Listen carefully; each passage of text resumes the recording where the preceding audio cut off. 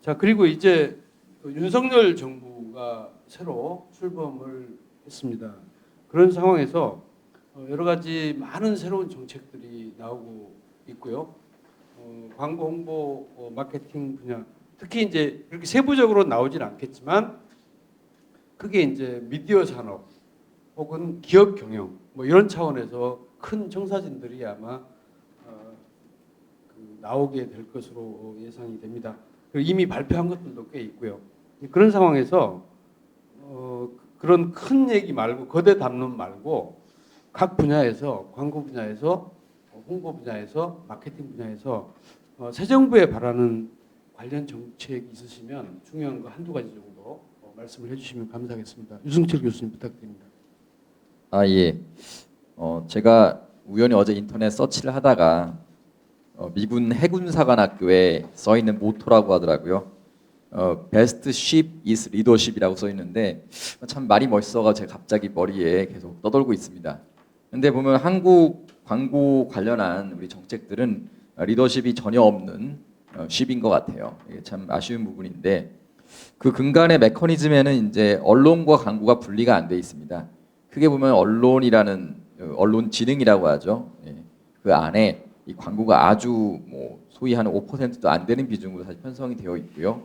근데 사실 이 새 정부에서 이 기조가 그냥 흘러갈 가능성도 사실 있습니다.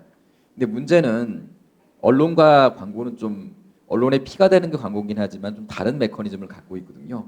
또 같이 진행했을 때는 또 문제점도 많이 갖고 있는 게 사실입니다. 앞서 얘기한 광고 사기랄지 여러 가지 문제에 대응하기 위해서는 광고의 진흥책 또는 광고진흥원이라고 불리는 좋은 리더십이 필요하고요. 그를 통해서 소위 얘기하는 뭐 K 광고, K 콘텐츠가 살아갈 수 있는 어떻게 보면 레버리지가 되는 것 같아요. 소위 얘기하면은 뭐 오징어 게임 만들었는데 이걸로 돈 번 한국 사람들 거의 없지 않습니까?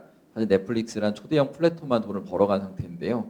그 원인의 기저에 보면은 한국의 광고의 저력이 너무 약했기 때문에 또 한국의 이커머스의 저력이 약했기 때문이라고 진단할 수 있을 것 같아요. 결론적으로 한 번 더 말씀드리면은 한국 광고의 리더십이 될 수 있는 광고진흥원, 광고진흥법이 꼭 필요하다라고 강조합니다. 예, 광고진흥원은 광고계 수건 사업이기도 합니다. 그리고 이 부분은 광고산업진흥법안이 지금 현재 국회에 제출돼서 국회에서 지금 논의 중에 있습니다. 그런 상황에서 방금 유 교수님 말씀하신 광고산업진흥원 이런 것들이 현실화됐으면 좋겠다는 기대를 가져봅니다. PR 분야에서는 어떤 게 있을까요?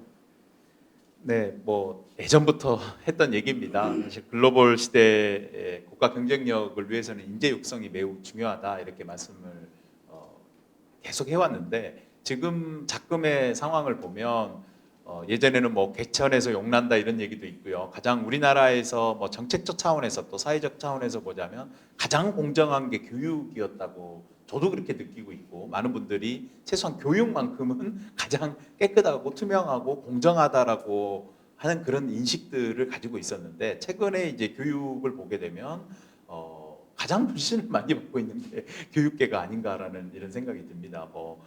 새 정부가 출범하는 이 시점에 적당하지 않을 수 있지만 어떤 후보자는 대선에 나온 후보자는 교육부를 제일 먼저 없애겠다 이렇게 공약을 내세운 것처럼 상당히 많은 뭐 정치인들과 그 다음에 또 유명인들이 어떤 자녀 관련된 부분들도 우리가 일반인들이 알고 있지 못하는 어떤 불공정 부분이 분명히 존재하고 있었기 때문에 국민들이 더 분노하고 그다음에 반감을 갖고 있는 것이 아닌가라는 이런 생각이 들어서 되게 거시적으로 이제 말씀을 드리자면 어떤 교육의 투명성, 교육의 어떤 제도에 대한 투명성 뭐 이런 부분들에 대해서 좀 신경을 써야 될 부분이 있을 것 같다는 이런 생각이 좀 듭니다. 좀 미시적으로 이제 저희 영역 PR 영역에서 놓고 보자면 앞서 유승철 교수님 말씀하신 것처럼 사실 광고만 해도 아마 이제 지표가 무엇이냐에 따라 좀 다르겠지만 전 세계에서 10위권 안에 들어와 있는 이 광고 산업이거든요. 이게 이제 뭐 온라인까지 다 합치면 뭐 15조가 넘어갈 정도의 굉장히 큰 산업을 갖고 있음에도 불구하고 뭐 오징어 게임이라와 같은 이 OTT 산업에서 광고가 여전히 좀 부족한 부분이 있었다라고 말씀을 하시는 건 뭐냐면 그 전까지는 이제 우리나라의 어떤 사회적인 문제가 그렇긴 했는데 양적 성장에 너무 치중한 부분이 있었다라고 라고 말씀을 드릴 수가 있을 것 같고, 사실은 이제 PR 영역은 광고보다도 좀 더 뭐 작다 크다 이런 개념보다는 좀 다른 차원에서의 이 활성화가 일어나지 않은 부분이 있거든요. 그러니까 PR 산업의 물론 이제 학문의 어떤 차별점, 그다음에 특성 자체가 광고하고 좀 결을 달리하는 부분도 있지만, 앞서 말씀드린 것처럼 광고는 광고 산업을 총 합치면 뭐 몇십 조가 된다 이렇게 어느 정도 이렇게 집계가 되는 부분이 있는데, PR은 그 집계조차도 내기가 쉽지 않은 그런 부분이 있습니다. 그럼에도 불구하고 굉장히 많은 이 양적 성장이 있었는데, 이제 질적 성장 부분에서 보자면 여전히 좀 초보적인 수준을 예전에 주먹구구식의 그런 부분이 여전히 존재하고 있어서, 이제 소위 말하는 이제 동반 성장이라고 말씀드릴 수가 있겠죠. 양적 성장과 질적 성장이 동시에 올라가야 되는 그런 부분들이 있을 것 같고요. 이런 부분들을 좀 새 정부에서 조금은 기반을 쌓을 수 있는 그러한 좀 정책들을 많이 마련해 주시면 감사하겠습니다. 이제 그런 말씀이 정책에 반영되려면 실제로 이제 PR 회사 산업에 계시는 분들하고 학계하고 이렇게 잘 연계를 하셔가지고 정책 아젠다를 간추려서 정부 쪽에 이제 좀 요청을 하시고 그러면 좋지 않을까 싶습니다. 그러면 마케팅 분야에서는 뭘 바라고 계시는지요? 예, 저 소비자가 이제 과거의 소비자하고는 다르다는 이제 말씀을 제가 계속 드렸습니다. 소비자가 정보를 창출해낸다 해서 최근에는 그런 거를 이제 프로듀서하고 생산자인 프로듀서하고 소비자인 컨슈머를 합쳐서 프로수머라는 단어가 또 있습니다. 그래서 번역을 할 때 생소하긴 한데 생비자라고 번역도 되고 그러는데, 결국은 과거의 소비자에 비해서 앞으로 소비자들 더 적극적으로 사회를 참여하고 사회 구성원으로서 자신들의 권리와 이익을 따집니다. 근데 우리 정책의 방향은 그런 소비자들의 선택권을 별로 고려하지 않아요. 그래서 예를 들면 우리가 몇 년 전에 소비자들이 비싸든 돈을 기꺼이 지불하고라도 양질의 서비스를 받겠다고 하는 운송수단이 있었습니다.